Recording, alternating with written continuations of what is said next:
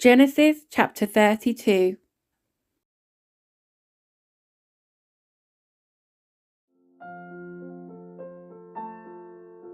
As Jacob started on his way again, angels of God came to meet him. When Jacob saw them, he exclaimed, "This is God's camp." So he named the place Mahanaim. Then Jacob sent messengers ahead to his brother Esau, who was living in the region of Seir in the land of Edom. He told them, "Give this message to my master Esau. Humble greetings from your servant Jacob. Until now I have been living with Uncle Laban, and now I own cattle, donkeys, flocks of sheep and goats, and many servants, both men and women. I have sent these messengers to inform my lord of my coming, hoping that you will be friendly to me." After delivering the message, the messengers returned to Jacob and reported, "We met your brother Esau, and he is already on his way to meet you, with an army of 400 men." Jacob was terrified at the news. He divided his household, along with the flocks and herds of camels, into 2 groups. He thought, if Esau meets one group and attacks it, perhaps the other group can escape.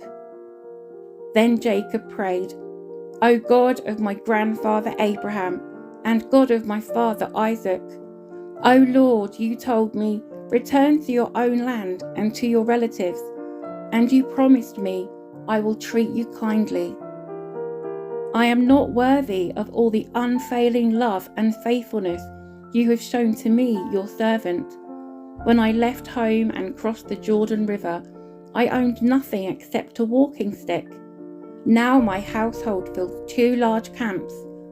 O Lord, please rescue me from the hand of my brother Esau. I am afraid that he is coming to attack me, along with my wives and children. But you promised me, I will surely treat you kindly, and I will multiply your descendants until they become as numerous as the sands along the seashore, too many to count." Jacob stayed where he was for the night.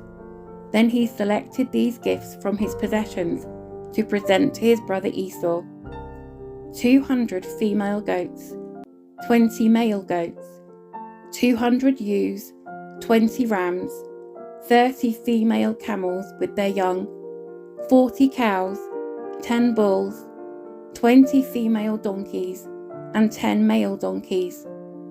He divided these animals into herds and assigned each to different servants. Then he told his servants, "Go ahead of me with the animals, but keep some distance between the herds."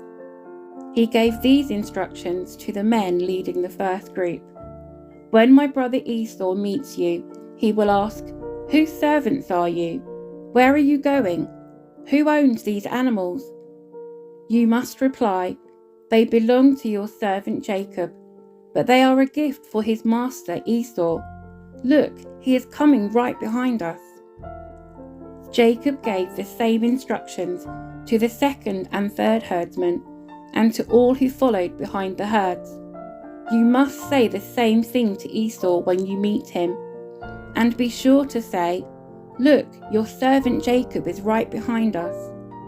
Jacob thought, "I will try to appease him by sending gifts ahead of me. When I see him in person, perhaps he will be friendly to me." So the gifts were sent on ahead, while Jacob himself spent that night in the camp.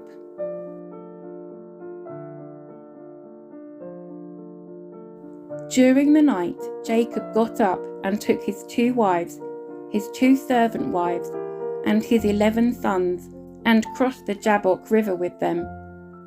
After taking them to the other side, he sent over all his possessions. This left Jacob all alone in the camp, and a man came and wrestled with him until the dawn began to break. When the man saw that he would not win the match, he touched Jacob's hip and wrenched it out of its socket. Then the man said, "Let me go, for the dawn is breaking." But Jacob said, "I will not let you go unless you bless me." "What is your name?" the man asked. He replied, "Jacob." "Your name will no longer be Jacob," the man told him. "From now on, you will be called Israel, because you have fought with God and with men and have won." "Please tell me your name," Jacob said. "Why do you want to know my name?" the man replied. Then he blessed Jacob there. Jacob named the place Peniel, which means face of God. For he said, "I have seen God face to face, yet my life has been spared." The sun was rising as Jacob left Peniel, and he was limping because of the injury to his hip. Even today, the people of Israel don't eat the tendon near the hip socket because of what happened that night when the man strained the tendon of Jacob's hip.